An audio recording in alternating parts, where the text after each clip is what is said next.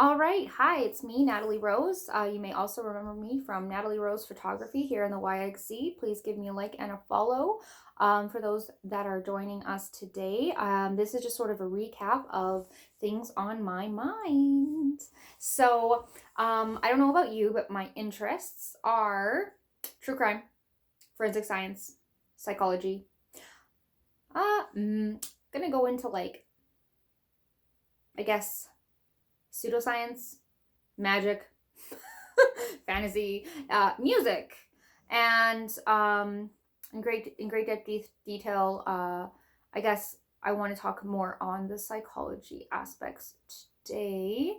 Um, I really could fill this whole video of my hobbies and likes and stuff. I okay, but so what I want to get into basically, what I'm going to be touching on is BDSM. I think that's something that I would enjoy talking about. Um, Certain disorders like depression, like narcissism and how it affects us and the different types of narcissism and how we stereotype that and maybe just don't understand it completely fully. And then I want to get into a little bit of pop culture, like what's going on in the world. Like right now we're dealing with Meghan Markle stuff. Explosive big news with that. And moving in from there, I guess I'm just going to go into my life. So recently, I was in a 10-year relationship. I guess that was like 3 years ago now, or just under. So recently, again, 10 years ago, I was in a 10-year relationship and it was awful. It was completely awful. And I'm in a much better place and I'm in a much better place with that person. And I don't really know how I feel about saying bad things about them, but um, they were a negligent narcissist, and it was a very hard for me because what I've learned about negligent narcissists is that they go after women who are quite outgoing and quite sexual in nature. Not necessarily outgoingly sexual, but someone who has a healthier, maybe than average sexual appetite. So that was me at the time, but I'm also very loyal and I didn't have a very explorative, um, relationship with myself at the time. Um, and, believed in monogamy. And so I went into this relationship with the hopes and lots of hopes and lots of dreams and lots of um, basically, you know, I held out for the future, I guess.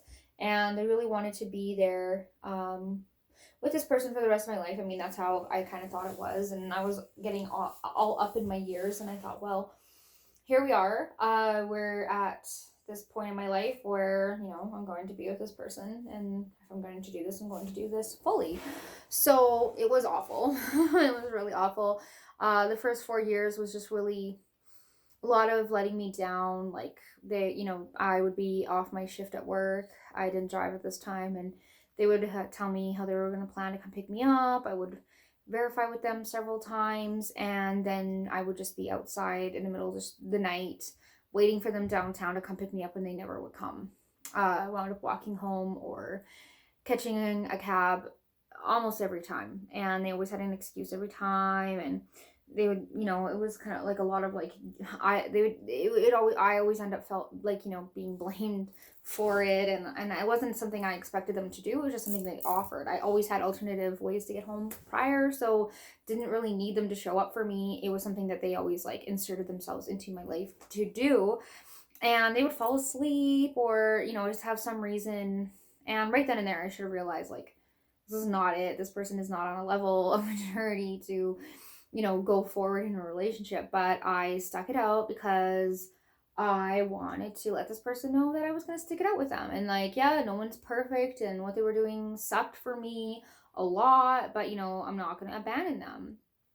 And that's a big indicator of BPD in me, probably, where I don't so much fear being abandoned, but I fear other people being abandoned by me. Like, I just like, and again, that's where the kind of maybe the super empath comes in, where I don't want to let that person down, and I don't want that to be me, that they're unhappy, and they can't find that belief in themselves because I showed them that the world is as shitty as they think it is. So that's this victim mentality. And I really worked through that. Like, that's it's not my responsibility. It's not your responsibility.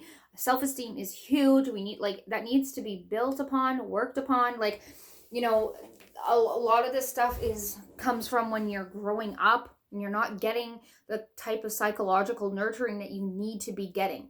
And now as a parent, like, I'm seeing how important, I've always seen how important it was. I just didn't know what it was that was so important. So hopefully these videos can help people kind of see the psychological aspects out there before they experience them, because psychological learning is something that just so many people, sometimes people literally think it doesn't exist. They think that this level of consciousness, or the level of acknowledging microaggressions and subliminal, or passive aggressive things, or just how your mind works or reacts, isn't even a thing that's real. Like, a lot of people are ignorant to that. They're like, that's just crazy magic witch talk. Like, you can't engage in a conversation about that kind of stuff because it's not real. So that's really, like, I've come across a lot of people, just a scary amount of people who don't even believe that these types of conversations exist, let alone to the awareness that they should be happening. So anyway, save yourself, save your sons, save your daughters, save your beautiful children from getting entrapped in these kind of mental patterns, these thinkings, these type of triangulation, the type of trauma bonding, all the things, like the delusional fantasy things that, as a narcissist, or as all of us who with narcissistic traits, the whole world has them. It's just, it's a scale, like the autism scales or neurodivergent, it's a scale. Like, where do you fit on this scale? How narcissist are you? How autistic are you? Like, and we all need to acknowledge where we play a role in the relationships that we end up in. And the false promises that get us there, and the future faking, and all the just hope, I guess, like the potential that we keep, sniffing out or following, or, the fact that, like, I come from massive poverty. I did not have a great childhood, but, in all retrospect, the only thing that wasn't super great about it was how poor we were. There was just constant violence and fighting, there's bad people around. And I mean, the number one factor as to why I was in that situation with my parents is because we were very poor. Neither one of them had jobs, and it just, that was the root of the problem. However, my parents not bettering themselves or understanding how to better themselves is also a really big problem. For me, I have a few half siblings, a few step siblings, and a full sister. So kind of coming from sort of like, that's a little bit of my background. But I was always just really wanting to learn, and I never stopped. I just had something different than my family. And even just jobs, like, I'm not going to say anything bad about my family right now. That's not where we're going. However, it greatly impacted relationships that I have with people, and how I pursued those people, and why I, as someone coming from disparity and hopelessness, really, really felt a strong need to hold on to people who felt that disparity and hopelessness themselves. I personally didn't want to be the one to let them down, because I had been let down in my life so many times. And that's a type of trauma bonding, but we'll get into exactly what that is later. Anyway, so going back into the 10-year relationship that I had, 4 years had went by, and there was no sexual relationship, and it was really hard for me. And one of the things that the my previous partner had expressed was they needed a safe space to feel sexual in, even though there was sex at the beginning of the relationship. And so I did everything I could do to make them feel safe with me in a sexual environment. However, that was never the case. That was never the case. It never will be the case. This person is not a sexual person unless it gets them what they desire, and what they had desired was me for narcissistic supply in a position that made them feel powerful, to deny me the sexual pleasure or to put them in a victim mentality, because if I ever acted out on my sexual pleasure, my sexual needs elsewhere, they would be, they would be a victim, and another, like, narcissists actually crave embarrassment and shame to an extent, and that's not a trait that I have. Like, I don't understand it, but I have been following a few doctors and actual people with NPD, and this is something they readily admit. So weird and strange, but it's definitely something that again, even just upon hearing that, if you don't believe that, look into it, because it's real, it's accurate. And if you're wondering maybe why you ended up with someone who was very sexual at the start, and then as time went on, as they earned your trust, as they basically as the relationship got more serious, that completely dissolved, and it's tragic, it's sad. So there's so much on my mind, but coming to terms with that, and I think I'll go into a little bit more story time down the road with that one. But a little bit more about me and why, again, I'm interested in sharing this information with you, this knowledge with you, as we get into the videos down the road that are going to actually be labeled and topicked. Is then I ended up basically falling right into the another massive narcissistic relationship. And again, that's on me, because clearly I have traits that get me there. However, now that I can recognize those, I can deal with it a lot better. But I ended up in this huge narcissistic relationship that only lasted 2 years, but it left more of an impact on my life in that short amount of time than that 10-year relationship did. There's something a lot more stable about the negligent narcissist. And then I ended up with a malignant, grandiose narcissist. And let me tell you, it was really something. I had several nervous breakdowns, not realizing what was happening. It was because it was just too much, too fast. It was just I was being overcome constantly. And when you're stuck in these narcissistic relationships, especially when I didn't have time to heal, and I continuously asked, back off, like, I need some space. Like, I was totally falling head over heels for this person. I've never fallen in love with someone to that extent in my entire life. It was crazy. And it was the first time I have been love bombed, and it was extremely tactful. There's a playbook to this. Like, it's all like a step-by-step strategy that they know basically when they initiate their relationship with you, what the end is going to look like. And it's just unfathomable, but it's real. And once you listen to some of these help gurus and life coaches and doctors and people who actually admittedly do this to people, you start to see that this isn't all in your head. And this the thing about women, especially who end up in these relationships with grandiose or malignant or covert or negligent or any kind of narcissist that you can think of, all their stories sound very much the same. And if you have related to anything that I've said so far, even though I've only just tipped you, I haven't even said anything, but if you relate to any of this, or any of this is kind of like sparking your interest, or like, oh, hey, that's weird, that's crazy, it's because there's a pattern, a very manipulative and overwhelming pattern, trap that they follow, that they continuously repeat and perfect and repeat and perfect, and to the point where it's just amazingly you're screwed. Like, you're screwed if you get caught in one of these webs.